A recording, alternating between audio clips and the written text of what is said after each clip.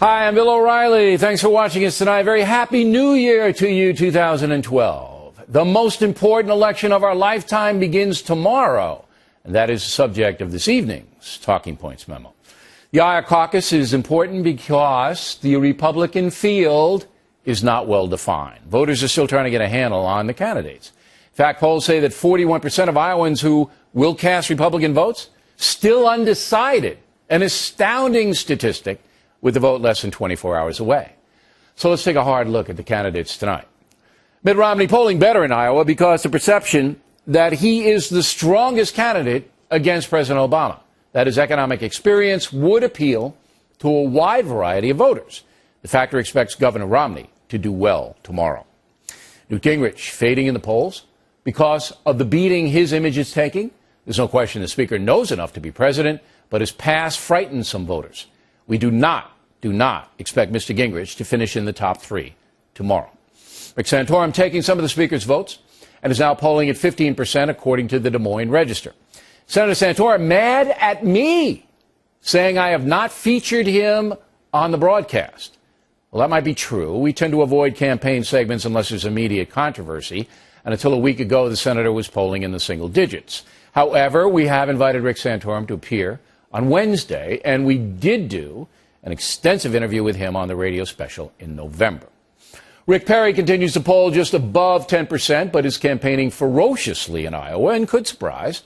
Governor Perry has a lot of money and vows to continue his campaign no matter what happens tomorrow. Michelle Bachmann, another story. Congresswoman must do well in Iowa to continue because she's out of money. All the polls say Mrs. Bachmann is not in good shape. And that leaves our pal Ron Paul, who is polling well in Iowa and who could win the caucus tomorrow. But even if the congressman does do well, he will not be the Republican nominee because his positions on many issues are simply outlandish. Here's what you need to know about Ron Paul. He has spent 23 years in Congress, and only one of his proposed bills has been signed into law. 23 years, one law. And over that time period, Mr. Paul has sponsored 620 pieces of legislation. Again, only one was passed, the sale of the old U.S. Customs House to the Galveston Historical Foundation. Not exactly a front-page event. Now, those who support Ron Paul are generally angry with the federal government. They want a total overhaul. And you know what? I don't blame them. The federal government is a disaster. With a $15 trillion debt, the feds are putting all of us in danger. But Ron Paul, with his soft approach to Iran, his gold standard madness, and other extreme positions, is not going to be nominated by the Republican Party simply because President Obama would beat Mr. Paul by a colossal margin. Hello, Barry Goldwater. So there you have it.